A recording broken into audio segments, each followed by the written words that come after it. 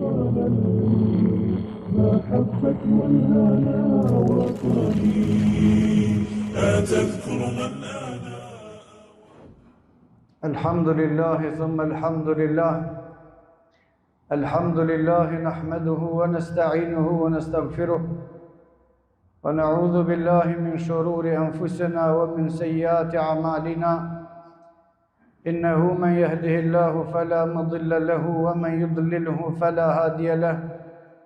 أشهد أن لا إله إلا الله وحده لا شريك له وأشهد أن محمدًا عبد الله ورسوله وصفيه من خلقه وخليله.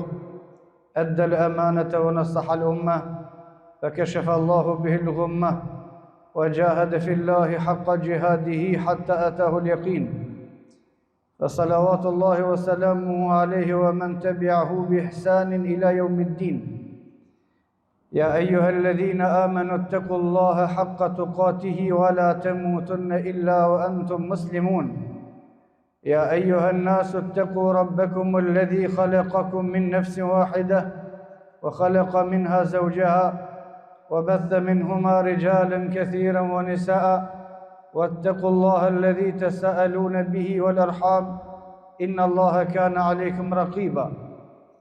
يا أيها الذين آمنوا اتقوا الله وقولوا قولا سديدا يصلح لكم أعمالكم ويغفر لكم ذنوبكم ومن يطع الله ورسوله فقد فاز فوزا عظيما.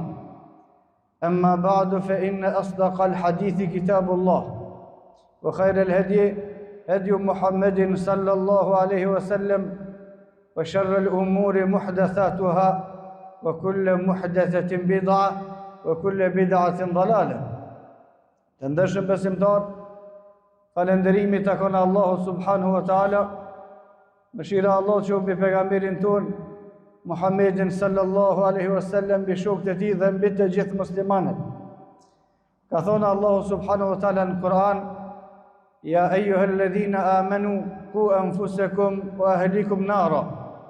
O ju besimtar, ruani veten e juve dhe ruani familjet e juaja nga zjarmi i xhenemit. Në ajetin tjetër thotë Allahu subhanahu wa taala: Ya ayyuhalladhina amanu alaykum anfusakum la yadurru man dalla idha ihtadaytum. O besimtar, kujdesuni për vetët e juaja e ata të cilët devijojnë nuk ju dëmtojnë juve nëse ju jeni të udhëzuar. Komentatorët e Kuranit në fjalën e Allahu subhanahu wa taala: Ya ayyuhalladhina amanu, o ju besimtar, qu anfusakum wa ahlikum nara, ruajini vetët e juaja dhe familjet e juaja nga zjarmi i xhehenemit, kanë thonë. Thirrja e Allahu subhanahu wa taala: Ya ayyuhalladhina amanu, o ju besimtar, është thirrje nderi për gjithë secilin musliman. Ja ayyuhalladhina amanu, o ju besimtar, me thirrë Allahu subhanahu wa taala besimtar, pastaj besimtar në atë që ka thonë Allahu dhe në atë që ka thonë pejgamberi sallallahu alaihi wasallam. Thirrja Allahu subhanahu wa taala: Ya ayyuhalladhina amanu, o ju të cilët i keni besuar Allahu subhanahu wa taala se është Zoti juve dhe ai që e adhuroni vetmi, dhe i keni besuar Allahu subhanahu wa taala në gjithë shka që ka thonë në librin e tij në Kur'an, dhe kjo nder. Pastaj, o ju të cilët e keni pranuar Muhammedin sallallahu alaihi wasallam si pejgamber dhe i besoni çdo fjalë të tij të saktë të transmetuar, atëre është nder për gjithë secilin besimtar vetëm thirrja që Allahu subhanahu wa taala thret me këtë emër. O ju të cilët e besoni Allahun, librin e Allahut, e besoni Muhammedin sallallahu alaihi wasallam dhe fjalën e tij, hadithin: Qu anfusakum, ruajini vetët e juaja, wa ahlikum nara, ruajini edhe familjet e juaja nga zjarmi i xhehenemit. Në një ajet tjetër thotë Allahu subhanahu wa taala: Efa hasibtum annama khalaqnakum abatha, a mos mendon dikush për njerëzve se Allahu subhanahu wa taala e ka krijuar kot dhe se nuk keni më kthy te Allahu subhanahu wa taala? Jo. Dhalika dhannu alladhina kafaru. Kështu mendojnë vetëm qafirat. Vetëm ata të cilët nuk besojnë mendojnë se nuk kanë me u kthy te Allahu subhanahu wa taala me dhënë llogari, kurse besimtarët besojnë ndryshe. Besimtarët besojnë ndryshe për shkak se kanë gjetë të shkruar në librin e Allahut dhe në sunetin e pejgamberit sallallahu alaihi wasallam se kanë me dhënë llogari për të gjitha veprimet që i kanë pas në këtë dynjë. Prandaj gjithë secili besimtar është i ngarkuar. Kërkush nuk është pa përgjegjësi. Në hadithin e saktë pejgamberi sallallahu alaihi wasallam ka thonë kullukum ra'in, gjithë secili prej juve keni përgjegjësi. Jeni të ngarkuar, keni obligime, keni detyra. Disa janë të ngarkuar më shumë se sa disa të tjerë. Madje Ibn Abbas Allahu subhanahu wa taala pas mëshirue, thot ata të cilët kanë pas pasuni më shumë janë të ngarkuar më tepër se ata të cilët kanë pas pasuni më pak. Për shkak se në ditën e Kiametit kanë me u llogarit për gjithë secilën pasuri nga kanë marrë dhe ka kanë shpenzuar. Kurse ata të cilët s'kan pas janë të liruar nga kjo pjesë, për shkak se e kanë llogarien më të shkurt. Por edhe ata të cilët nuk kanë pas, është fjala në aspektin material, janë të ngarkuar qysh janë sill me sprovën e varfrisë. Nëse zakonisht ata të cilët kanë mungesa, mundohen mungesat e tyre me i plotësua nëpërmjet harameve. Dhe besimtari ka me dhënë llogari. Nëse Allah subhanahu wa taala ka sprovu me ndonjë mungesë në aspektin e pasurisë, në aspektin e shëndetit, ose në aspektin e familjes, qysh është përballë me këtë? Dhe a ka pranu ashtu qysh ka kërkuar Allah dhe pejgamberi sallallahu alaihi wasallam. Ku anfusakum ahlikum nara, ruajeni veten e juaj dhe familjet e juaja. Përgjegjësia në start më herë dyfisht. Gjithë secili e ka përgjegjësi me rujt veten e vet. Dhe kushdo që ka familje ka përgjegjësi me rujt edhe familjen e vet. Ku anfusakum ahlikum nara, ruajeni vetet e juaja dhe familjet e juaja nga zjarmi i xhehenemit. Në tefsirin e këtij ajeti të transmetuar nga Ali ibn Abi Talib, Allahu subhanahu wa taala pas mëshirue në kuptimin e fjalës se Allah të ruani vetet e juaja dhe familjet e juaja prej zjarmit të xhehenemit, ka thonë Ali radiallahu anhu, Katade dhe Mujahidi, komentator të Kur'anit, fjala Allah të ruani vetet e juaja dhe familjet e juaja në fillim e obligon diturin. Për shkak se nuk ka mundësi njeriu mu rujt nga diçka që nuk e din, nuk e njeh. Kur ka rrezik diçka, duhet me ditë se çish mbrohet njeriu nga ai rrezik, cilat janë mosat dhe cila është vepra e cila të mbron nga rreziku. Rreziku në këtë rast është zjarmi i xhehenemit dhe mosat të cilat e mbrojnë njeriu nga zjarmi i xhehenemit duhet me i ditë. Kurse ato nuk ka mundësi me i ditë kërkush nëse nuk i mëson. Ato gjinë në librin e Allahut dhe në sunetin e pejgamberit sallallahu alaihi wasallam. Thot pejgamberi sallallahu alaihi wasallam në hadith innamal ilmu bit-ta'allum. Dituria bëhet duke mësuar. Duke shfletuar librin e Allahut dhe hadithin e pejgamberit sallallahu alaihi wasallam dhe duke i ndëgjuar e i pyet ata të cilët kanë dituri. Thot Allah subhanahu wa taala fas'alu ahla dhikri in kuntum la ta'lamun. Pyetni ata të cilët kanë dituri për çështjet të cilat ju nuk i dini. Ruani vetet e juaja dhe familjet e juaja në një përgjegjësia. Kërkush prej muslimanëve nuk ka drejt me thonë, ata janë rrit në të bojnë çka dojnë, unë i kam tregu. Ja, nuk ka drejt, ka përgjegjësi. Gjithë secili ka detyrë prej Allah subhanahu wa taala me rujt veten e vet edhe me rujt familjen e vet prej zjarmit të xhehenemit. Kushti i parë për me rujt veten edhe familjen është detyria me ditë prej çka i duhet më rujt edhe çysh duhet me urujt.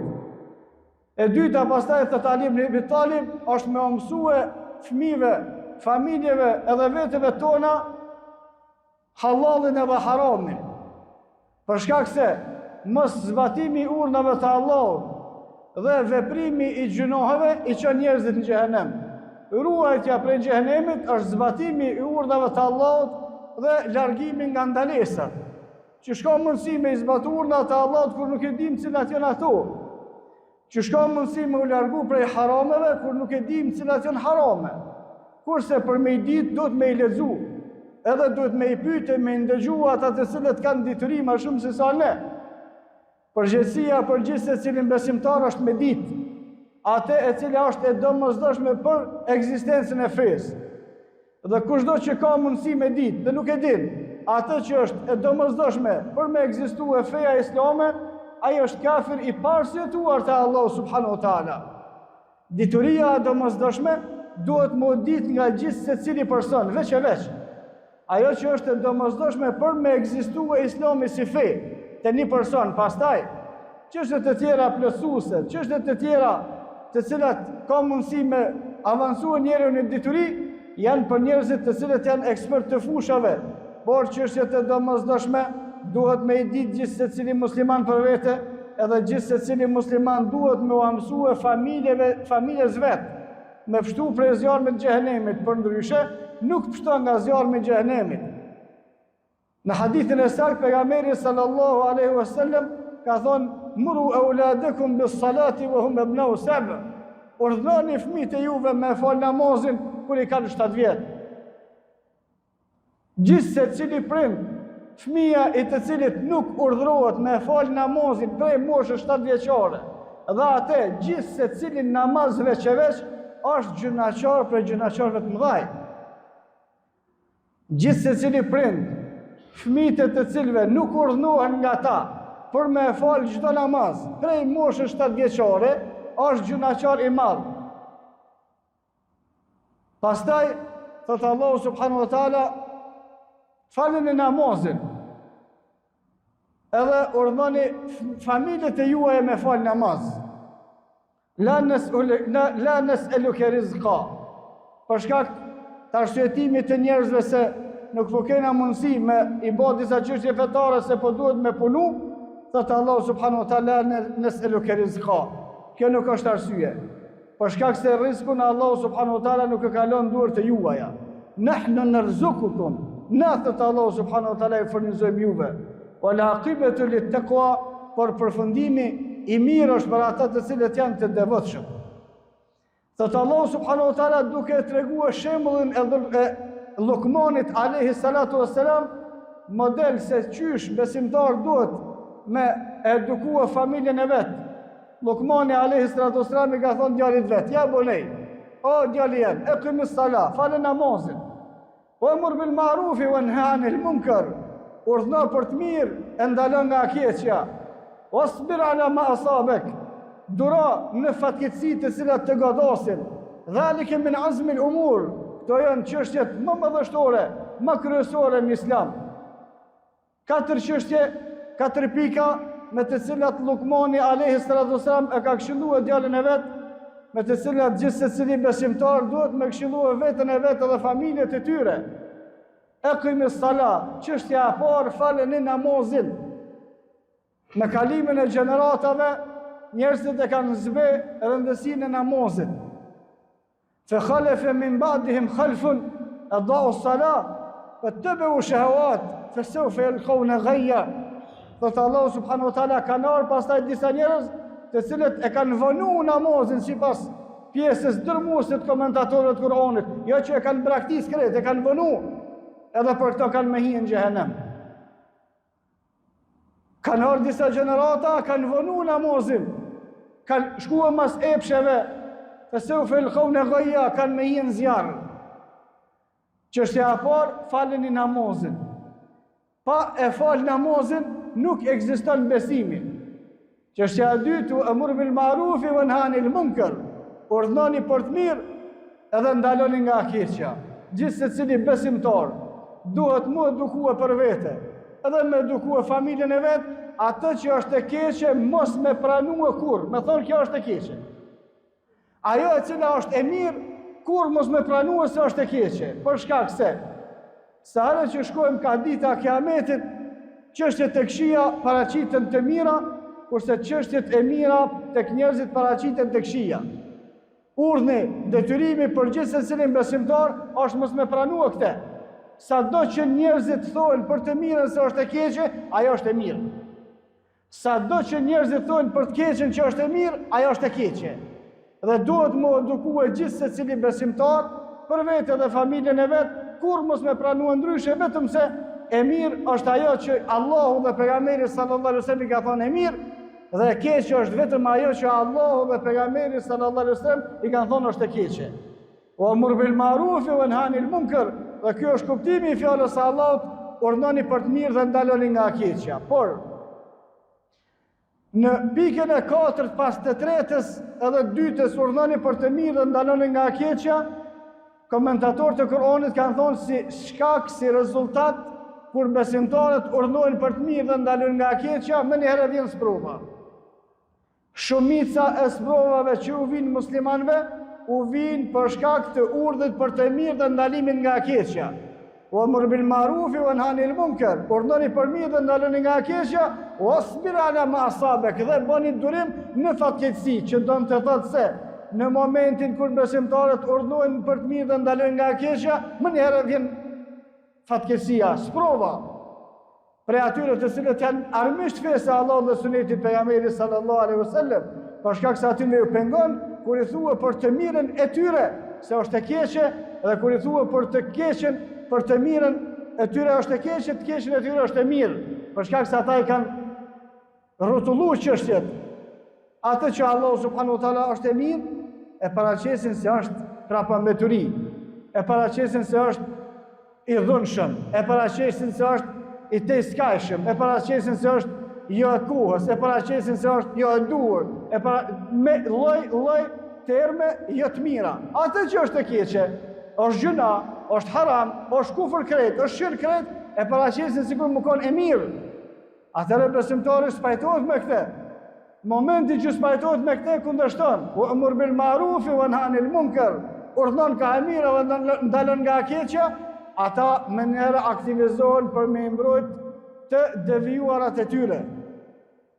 Kur ata kanë gatishmëri me u aktivizu, me mbrojt devijimet e tyre, pse nuk duhet me pas gatishmëri musliman me mbrojt fjalën e Allah dhe sunetin e pejgamberit sallallahu alaihi wasallam. Ja boneje e këmë salat, faleni namazin, për shkak se nëse s'është namazi, është e kohët me urdhë për të mirë me ndalu nga keqja. Nëse nuk ekziston namazi, është e kohët me bë sabër në sprova, për shkak se ato pastaj të gjitha janë të kota. Çështja e parë, çështja e namazit. Çështja e dytë, urdhni për të mirë, ndalimi nga keqja, mos me u pajtua kurse si.